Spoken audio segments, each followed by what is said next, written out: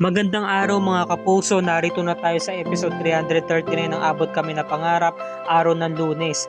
Tuluyan na nga pinalais ni Robert itong si Moira, no? Sinabi niya, di ba ang sabi mo, kailangan mo talagang tumuloy dito? Pues, hindi ako nga aalis dito kundi ikaw. Narito ang mga gamit mo. Kasi akala ni Moira na si Robert ang aalis. Yun pala, kinuha ni Robert yung mga gamit niya. Diba? Pinag-empake na talaga siya.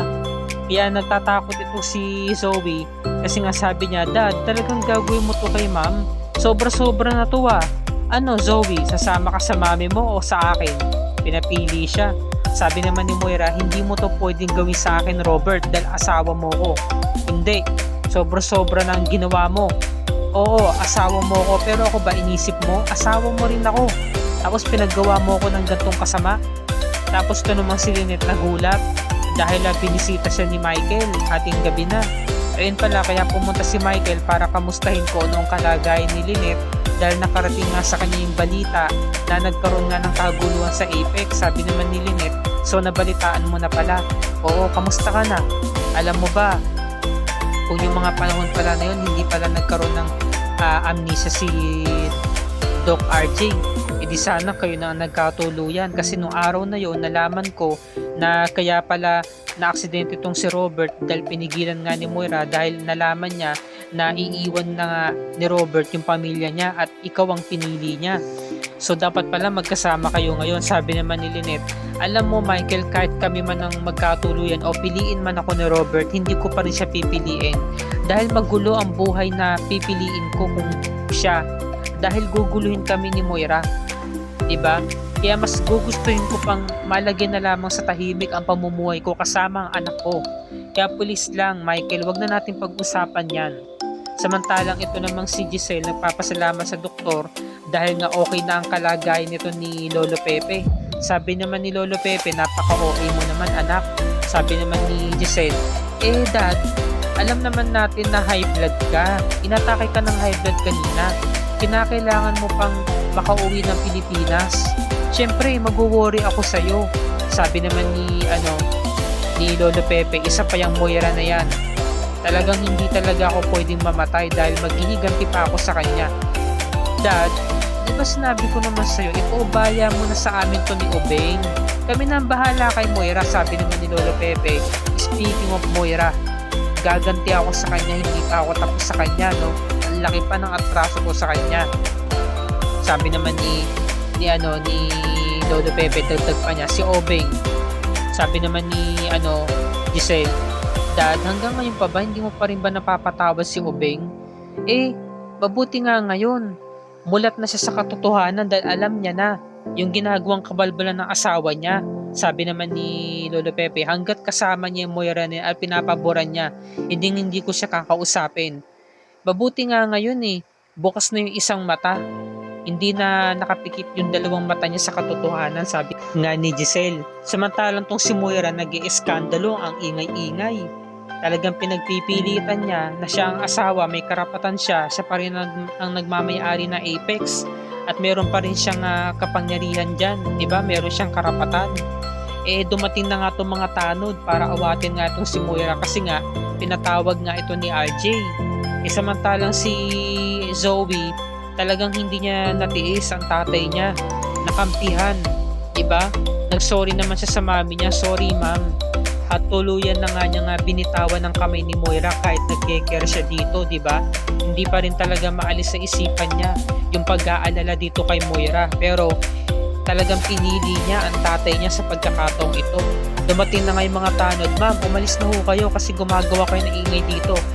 Sagit lang, ako nagmamayari ng bahay na to. Hindi nyo ba ako kilala? Ako si Moira Tanyag. Ako ang may-ari ng Apex. Diyan ako nakatira sa pamamahay na yan. Sabi naman ni Nerissa, tara na Moira, umuwi na tayo. Gumagawa na tayo ng ingay pasensya na po Umalis na. Umalis kayo sa bahay ko, sabi ni Moira, Pwede mong sama na ugali. Tapos nagwawine pa siya. Sabi naman ni Nerissa, o ba't hindi ka pa natutulog Moira? Gaganti pa ako, hindi pa ako tapos sa kanila. So, nireal talk siya ni Nerissa. Alam mo, Moira, dederechahin kita May pagkagarapal din kasi yung pag-uugali mo. Ano sabi mo? Kasi Ang sama naman kasi talaga ng pag-uugali mo. Ikaw ang gumagawa ng lahat ng yan, kaya ka napapalayas. Kung ako sa'yo, dapat nagiging mapagpakumbaba ka, dapat ikaw ang nagsusorry. Lumalabas na ikaw pa itong matapang, sabi naman ni Moira, no? At talaga, ikaw pa talaga may gana magsalita sa akin ng ganyan, ha? Dapat kakampi kita, pero wala kang kwenta. Sabi naman ni Nerissa, no? Wala kang karapatan na pagsalitaan ako ng ganyan, lalo na't nasa pamamahay kita. Kaya pwede kitang paalisin dito. Di umalis kung umalis. Sa totoo lang, wala naman talagang kwenta at napakapangit ng bahay mo eh. Talaga, sinasabi mo yan ha. Pwes, lumayas ka sa pamamahay ko, Moira. Yung dati mag-best friend, no? Ngayon, mag-mortal enemy na, sabi ni Nerissa, no? Diba ako na lamang tong kakampi mo? Ako na lang ang natitirang kakampi mo at umuunawa sa'yo. So, nung umalis nga tong si Moira, nag-alsa balutan, kinuha yung bag niya saka yung maleta niya. Tinawag siya ni Nerissa para asarin. Sabi ni Nerissa, Moira, ano na naman yon? Napakapangit ng wig mo, kamukha mo si Dora. Comedy. Pinag-uusapan kasi ng mga tao Dora the Explorer, Moira the Explorer, di ba? Kaya tuloy ang naisip ng writer.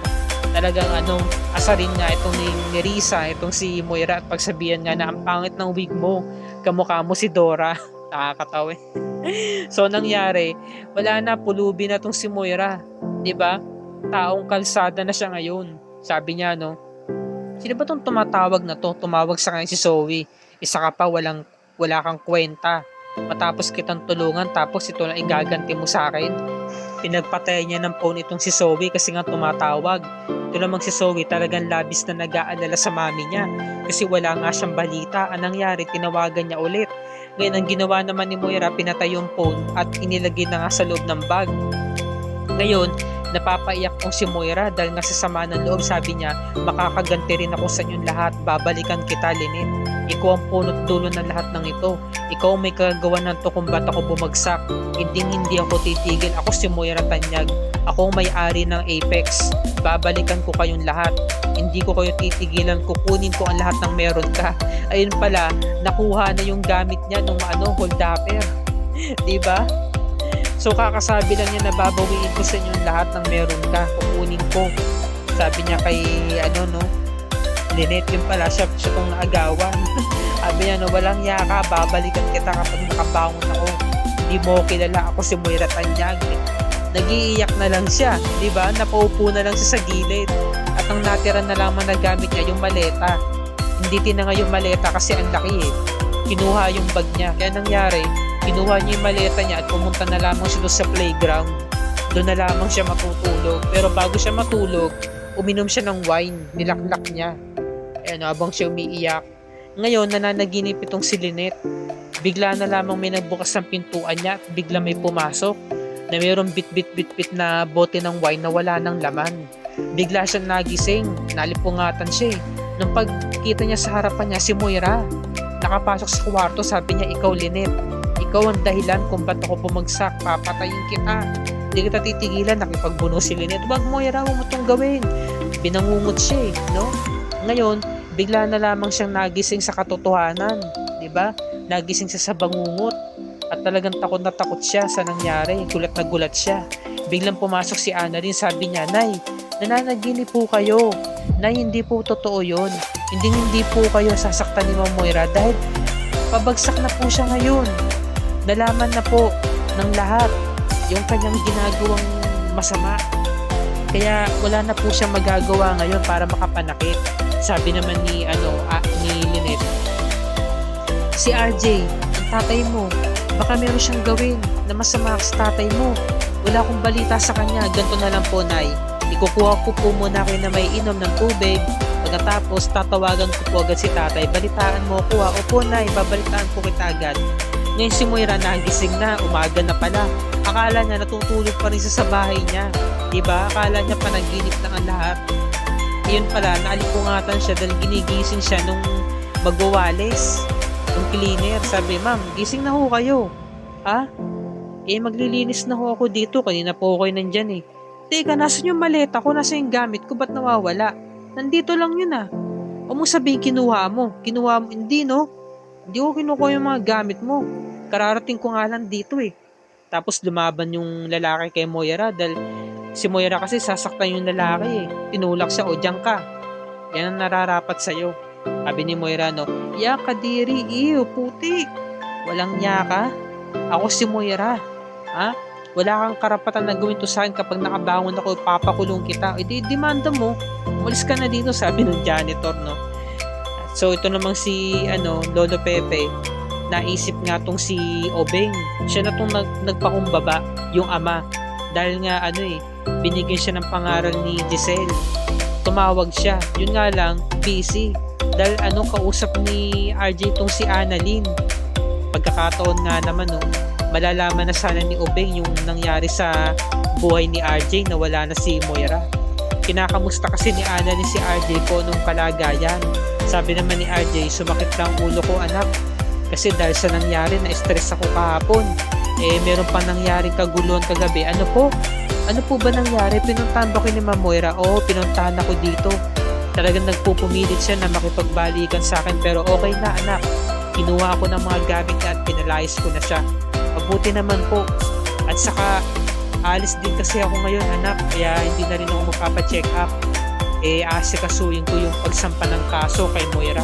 Talaga po ba tay? Itutuloy niyo na po yung pagsampa ng kaso kay Ma'am Moira? Oo anak, tuloy na to. So narinig ni Zoe, diba? Nagbago na ang isip ni RJ at nakapag-desisyon na nga siya. Talaga nga kakasuhan niya na ng tuluyan itong si Moira. Ngayon kinompronta siya ni Zoe, Dad, hindi pa ba sapat na pinalayas mo si Ma'am? Tapos itong igaganti mo sa kanya, ipapakulong mo siya. Sasampahan mo siya ng kaso. Hindi naman to makatarungan, Dad. Hindi ka na fair, sabi ni RJ, no? Ayokong maging unfair, Zoe. Ginagawa ko kung ano ang tama. Dahil sobra na ang ginawang kasalanan ng mami mo sa akin. Ngayon, kung gusto mong pigilan, wala kang magagawa. Talagang sinabi ni RJ, no? Samantalang tong si Moira, nagsusuka. Nakaramdam siya ng pagduduwal dahil nga nakainom siya eh. Diba? Meron pa siyang hangover. Nung sumuka siya sa may tabi ng waiting shed, may mga nakatingin na tao na nag-aabang din ng taxi.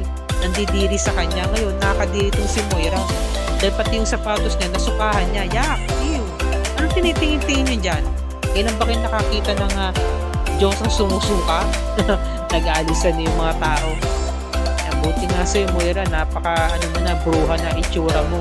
Napaka-dungis mo na, pulubi ka na. Nawalan ka pa ng gamit, wallet, pera, diba, cellphone, yung bag niya. Naisip niya na pumunta doon sa isang pag-aari niya na restaurant dahil hindi rin siya pwedeng pumunta ng Apex na gano'n ang itsura niya.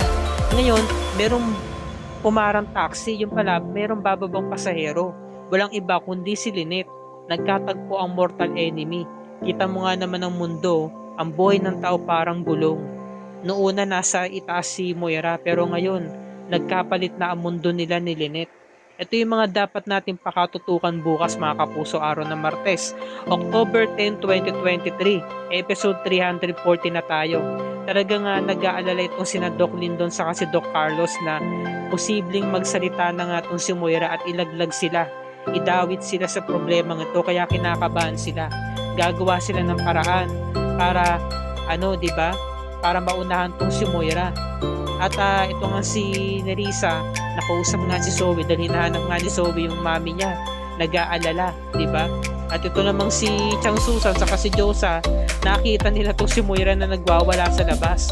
Kaya pagkakataon na to ni Chang Susan para siraan tong si Moira, kukunan niya ng video. At nakita ni Moira na suot-suot ng taong grasa yung kanyang damit. At kinuha yung kanyang maleta. Kagulo to. Talagang nakakatawa tong pagbagsak ni Moira. No? Ito yung pakatutukan natin mga kapuso dahil bagsak na ngayon si Moira.